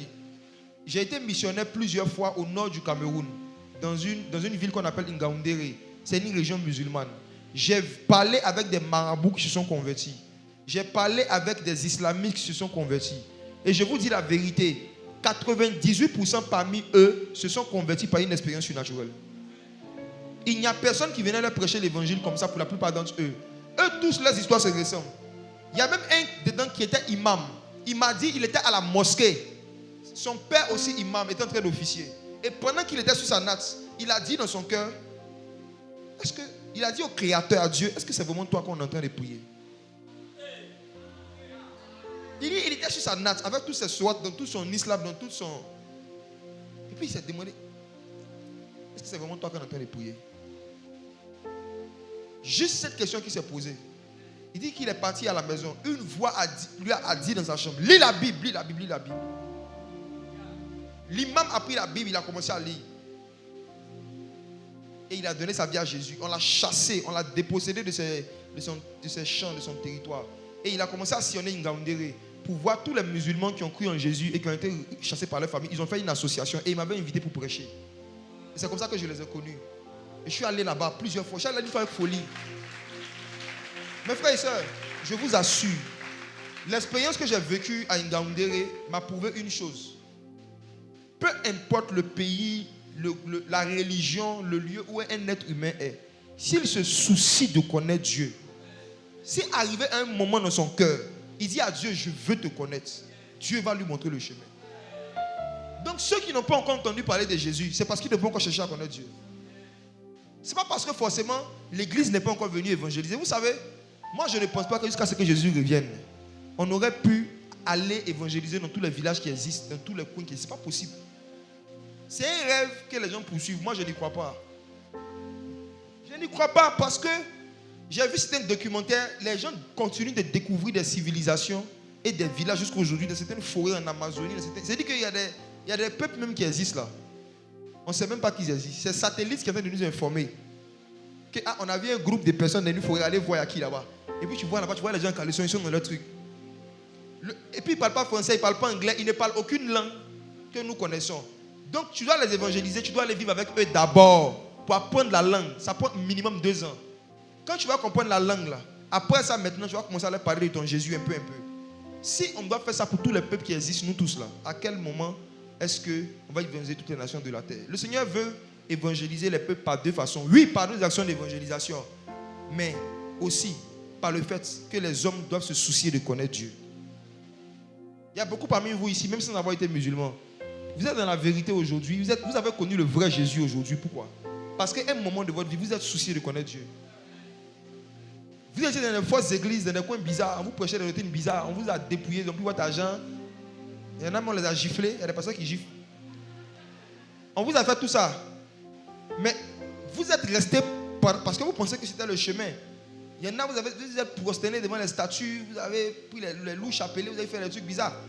Mais pourquoi est-ce qu'arrivé un moment de votre vie, vous avez commencé à vouloir expérimenter autre chose? C'est parce qu'à l'intérieur de vous, malgré que vous faisiez ça, votre cœur, c'est que vous êtes quelqu'un, vous voulez connaître Dieu.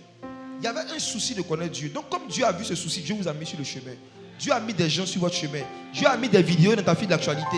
Dieu a permis que tu vois certains statuts. Tu vois, le chemin s'est tracé comme ça. Le chemin s'est tracé comme ça. C'est parti de quoi? Dans ton cœur, tu as eu quoi? Le souci de connaître Dieu. Donc ne pense pas que si les gens de ta famille ne sont pas encore convertis, ce n'est pas parce que Dieu est méchant. Arrêtez de prier Dieu pour vos familles en disant, Père, touche-les, agis. Quand tu pries comme ça, tu es en train de dire à Dieu, non? J'aime mon père, j'aime ma mère, j'aime mes parents, mais toi tu es méchant. Tu vois qu'ils ne sont pas convertis, mais tu ne les touches pas. Tu es en train de dire à Dieu que c'est toi qui es mort pour sauver l'humanité. Et c'est lui l'évangéliste. Et depuis là, tu l'envoies, tu dis, va, agis, mais il ne va pas. Faites attention. S'il y a quelqu'un dans ta famille qui n'a pas encore entendu la vérité et qui ne s'est pas encore converti, c'est parce qu'il ne s'est pas soucié de connaître Dieu. Les gens qui ne se soucient pas de connaître Dieu, même quand on les invite dans des lieux, ils ne veulent pas venir. Tu leur parles de Jésus, ils ne veulent pas accepter. Tu leur donnes des vidéos, ils ne veulent pas regarder. Ils ne se soucient pas de connaître Dieu. Je m'arrête là pour dire ceci. Ce que Dieu veut, c'est que tous les hommes soient sauvés. C'est écrit dans 1 Timothée chapitre 2. Dieu veut que tous les hommes soient sauvés. Mais malheureusement, ce ne sont pas tous les hommes qui acceptent d'être sauvés. Ce n'est pas Dieu qui va choisir ceux qui vont aller en enfer et ceux qui vont aller au paradis. C'est une fausse doctrine. Non. Dieu connaît d'avance ceux qui vont choisir le paradis et l'enfer. Il connaît ceux qui vont choisir, mais ce n'est pas lui qui a choisi. Dieu connaît d'avance ceux qui vont accepter Jésus et ceux qui vont refuser Jésus. Mais ce n'est pas Dieu qui dit, toi, je vais te créer et peu importe ce que tu fais, tu rentres en enfer. C'est que Dieu était quand même méchant. Dieu allait être contradictoire avec lui-même. De créer des hommes, de les prédestiner à l'enfer. Et puis de créer des gens, de les prédestiner au paradis. Dieu a prédestiné tous les êtres humains qu'il a créés. Il les a tous prédestinés à être sauvés. On va prier.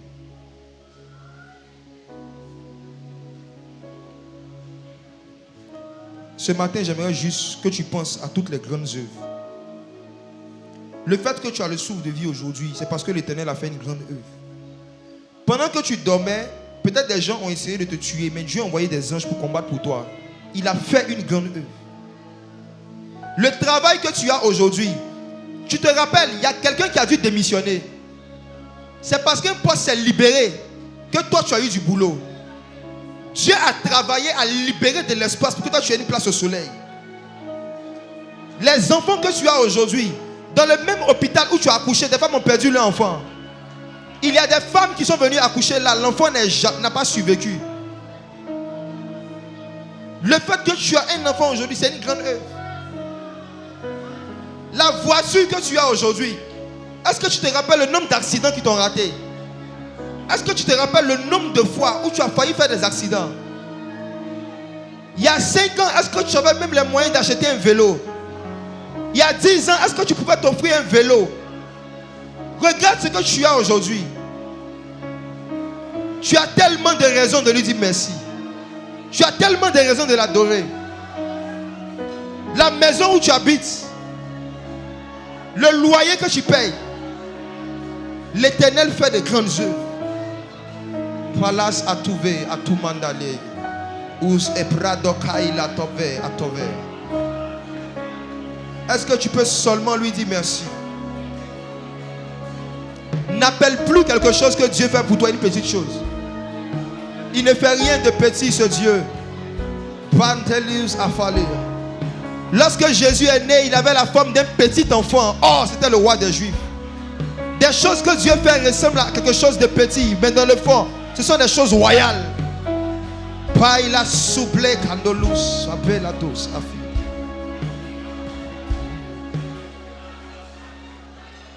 Je bénirai ton nom. Je bénirai ton nom. À jamais. À jamais. Je bénirai ton nom. Je bénirai ton nom. À jamais. À jamais. Je bénirai ton nom. Je bénirai ton nom. À jamais. À jamais. Je bénirai ton nom. Tes louanges resteront à jamais dans ma bouche, à jamais sur mes lèvres. Je bénirai ton nom. Tes louanges Balasco Tekevadus Evede. Aïlabas Kovelendo Chateauguede. Je bénirai ton nom, Jésus.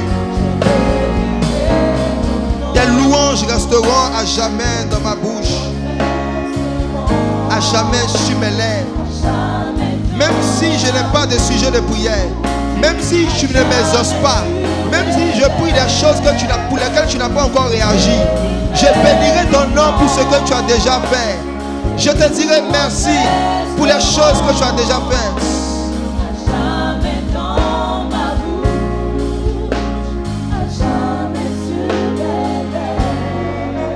Écoutez ceci.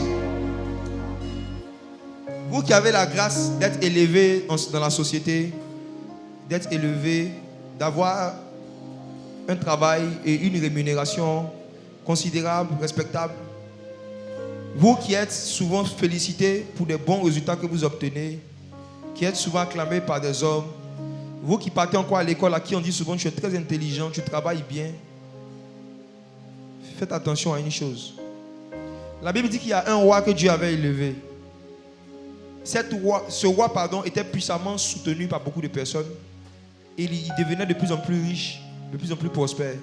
Et la Bible dit qu'à un moment de sa vie, son cœur s'éleva pour se perdre. Son cœur s'éleva pour le perdre. Son cœur s'éleva pour le perdre. Ça veut dire qu'il y a une partie de toi qui ne doit jamais accepter l'élévation, c'est ton cœur. Dieu ne veut pas élever ton cœur. Il ne veut pas que dans ton cœur, tu te vois comme quelqu'un d'important. Dieu ne veut pas que tu t'élèves dans ton cœur. Il ne veut pas que dans ton cœur, tu te vois comme quelqu'un de spécial. Peu importe les sommes d'argent que tu vas toucher, peu importe les millions où tu vas rentrer, les personnes que tu vas côtoyer, peu importe les personnalités qui vont devenir tes amis, veille sur ton cœur plus que tout. Que ton cœur ne s'élève jamais. Que ton cœur reste la partie de toi qui ne va jamais s'élever. Quand Saül a commencé à déconner, Dieu lui a dit, lorsque tu te voyais petit à tes propres yeux, je t'ai fait chef sur Israël. Lorsque tu te voyais petit à tes propres yeux. La façon dont les gens te voient n'est pas importante pour Dieu. C'est la façon dont toi tu te vois. L'une des choses avec lesquelles je me suis battu, je me bats jusqu'aujourd'hui, c'est cela. Que les hommes disent ce qu'ils veulent. Ils m'appellent comme ils veulent. Chacun peut m'appeler comme il veut. Ce n'est pas mon problème. Dans mon cœur, je veux être le petit enfant que Jésus a aimé. Je veux rester cet enfant qui ne voulait pas savoir autre chose que Jésus-Christ. Et Jésus-Christ crucifié. Qui n'avait pas une autre ambition, un autre intérêt que juste de connaître le Saint-Esprit. Et de faire connaître le Saint-Esprit. Jusqu'à aujourd'hui, partout dans les pays où je passe, dans les villes où je vais, dans les églises où je vais, malgré les honneurs qu'on me donne, les choses qu'on fait, dans mon cœur, quand les gens sont en train de dire beaucoup de choses, je me dis à moi-même, Seigneur, ce n'est pas de moi qui parle. Il n'y a rien de moi, de bon en moi, pas Christ. Il parle de Christ en moi. C'est parce que Christ a été formé en moi. Ça n'a rien à voir avec moi, c'est Jésus. C'est Jésus. Je sens que dans les mois qui arrivent, Dieu va commencer à élever socialement, financièrement beaucoup de personnes dans cette église. Il y a des opportunités, des sommes d'argent, il y a des grâces, des opportunités que vous n'avez jamais sous-estimées. Il y a une prospérité dans les petites activités que vous faites qui va commencer à venir. Mais s'il vous plaît, que votre cœur ne s'élève jamais. Lorsque votre nom sera élevé, que votre cœur ne s'élève point. Lorsque votre nom sera connu, que votre intimité avec Dieu reste méconnue des hommes. Ne parlez pas beaucoup de choses que vous faites dans le secret avec Dieu. Que votre nom devienne populaire, mais que votre intimité avec Dieu ne soit pas populaire. N'oublie jamais d'où tu es sorti. N'oublie jamais tes temps de galère. N'oublie jamais tes temps où personne ne te connaissait. N'oublie jamais ces temps où tu pouvais faire 2 semaines, ton téléphone ne sonnait pas. N'oublie jamais ces temps où les gens ne cherchaient pas à te rencontrer. N'oublie pas. N'oublie pas ces temps où ton téléphone pouvait faire 3 jours, 4 jours. La seule personne qui t'envoyait un message le matin, c'était Mouvé ou Orange pour te dire qu'il y a une nouvelle promotion. N'oublie pas. Tu n'étais rien. Tu n'étais personne. Mais tu as rencontré celui qui est tout. Et il t'a donné un nom. Que ton cœur ne s'élève point. Bénis toujours son nom. Que ses louanges ne quittent jamais ta bouche. Que ses louanges ne quittent jamais ta bouche. Je bénirai ton nom. Tes louanges resteront à jamais dans ma bouche, à jamais sur mes lèvres. Je bénirai ton nom. Oh. Tes louanges resteront à jamais dans ma bouche, à jamais sur mes lèvres. Je bénirai ton nom. Je bénirai ton nom. À jamais, à jamais. Je bénirai ton nom. Je bénirai ton nom. À jamais, à jamais. Disons à jamais, à jamais, à jamais, à jamais, à jamais.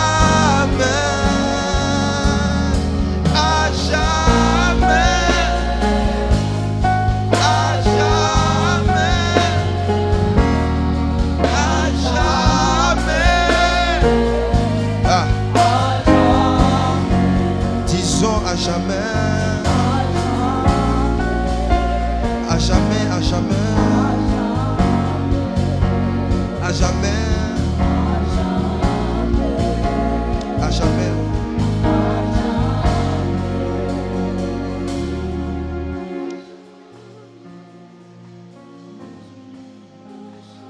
L'atmosphère de l'église est une préfiguration de l'atmosphère du ciel.